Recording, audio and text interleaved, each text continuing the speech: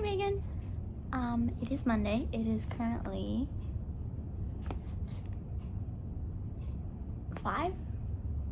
I'm bad at reading clocks. It's currently 5:00 p.m. The lighting is weird. I'm in a hospital. My plan yesterday, my plan Saturday, my plan Sunday was to read quotes from The Hobbit because I just finished The Hobbit and I really like The Hobbit and it has some really good quotes and I wanted to share those, but I figured I don't have The Hobbit with me right now, and I figured my hospital story would be interesting. So yeah, so Sunday night I took a shower, normal shower. After the shower, I noticed this spot on my elbow was like draining and stuff. My phone almost died. And I had noticed like before that it was, so you were there. I woke up on Friday morning and it was hurting like a lot more than it normally did. And then it started draining a lot on Sunday night. So we went to the ER. Just the one that's close to me. And then so we got there like 9 and we didn't get like into the place we got there and we checked in at like 9 and we didn't actually like get into a room until like it was like 11 or midnight. It was crazy. That happened. They did some tests, the doctor looked at it, and they sent us here to the big Baylor. And yeah, we went to the ER in the big hospital, which was really weird. I had never done that, and it was like 4 a.m. It was weird. It was kind of scary. Yeah, I had never experienced anything like that, and it like a big city, and I'm not used to big cities, but it was pretty cool. There was, yeah. So we hung out in the ER, or in an ER room for a little bit. I've had trouble with IVs.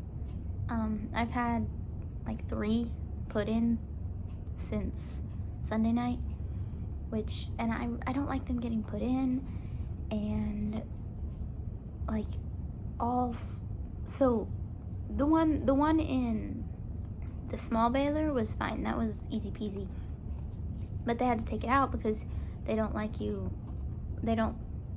We drove ourselves. We didn't take the ambulance, and they don't like it when you leave the hospital with an IV and then like they would have had, that doesn't work.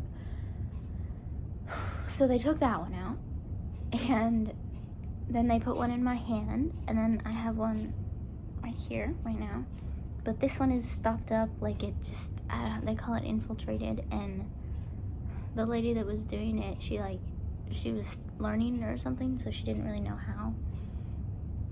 So, and it hurt, and I don't think it's supposed to hurt that bad, and I just don't like them, and but I don't like them at all.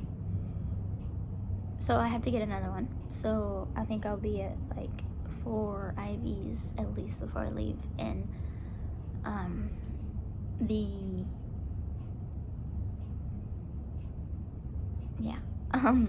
I have to get one not a permanent one, but a semi-permanent one, so I can take IV antibiotics for the infection. I don't know if I've mentioned that, but I did. There's an infection on my elbow. Yeah. We saw my elbow doctor. He's so awesome. I love him so much. He's great. They're gonna do a surgery tomorrow. I'm excited because I haven't had any heavy pain medicine, so I think it'll be easier for me to remember the OR, and I really I wanna remember what it looks like, because my last surgery,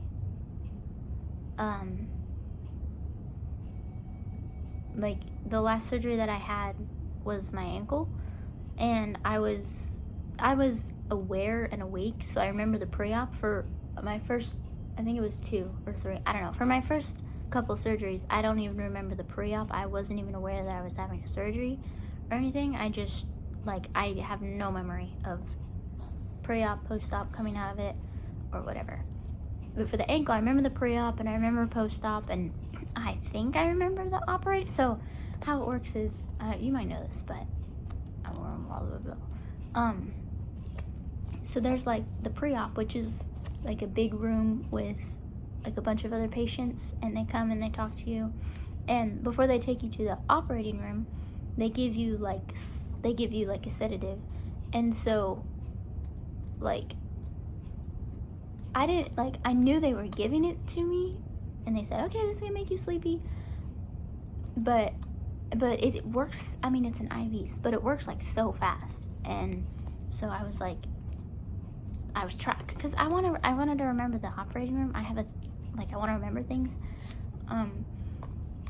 So I was trying really hard to stay awake, but like, I don't know. I remember them wheeling me out of the pre-op, and like, I don't know which way we went. And I think I remember. I remember like trying really hard, like, I'm gonna remember this. But I don't know if I don't know. No, maybe I do. I don't think I remember them giving me anesthesia, because like the stuff that they put in your IV, it's not the anesthesia, it's something like, I don't know. Oh, it's pretty cool.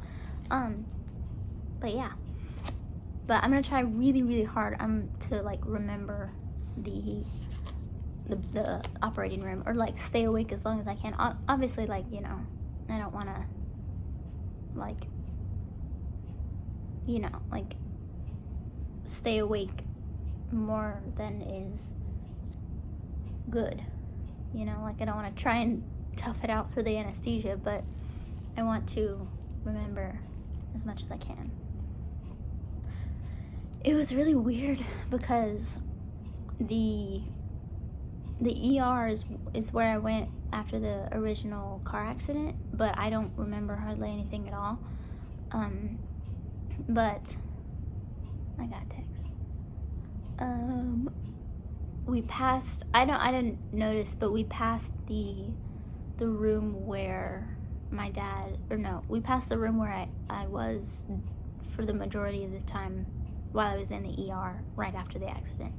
The room was A10, and I got to see it. I saw like the outside, I didn't see the inside, but it was weird being in the same place. It didn't like trigger anything, like any like PTSD or anything, but I think it was weird. And then I had to get a CT scan, and the last time I had gotten a CT was the accident, and I remember the CT pretty well. Someone told me that that's like a time that you're most stable. Like, they'll get you as stable as you can, and then they get you to the CT. So I remember that, and I remember it was really pleasant at the time.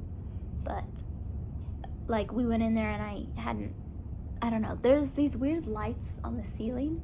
It's like, they're like big ceiling tiles, like big ceiling rectangles, and they have like yellow trees on them with like blue sky, and it's like you're looking up at like some yellow trees, and they're like backlit, and I don't know, it's weird, like just nice pictures. But I remember that from the ER from that night, and they were, yeah, I don't know, it was strange. It was kind of rough, but I don't know.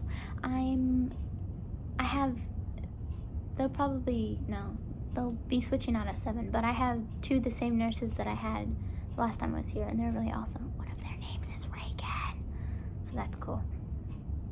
Yeah, that is my hospital experience so far. I think I talked about everything. Yeah. I don't know. I'm not super happy to be back, but I'm not happy to be back at all. But it's okay. And I talked to my elbow doctor, and he didn't seem to excited about crutches for prom, and I really want to be on crutches for prom, but I also don't want to I don't want to cause future damage that's gonna last my lifetime. It seems worth it though, you know? Like in my brain, I'm like, prom, lifetime damage. But you know, I know that adults see things differently, you know? So,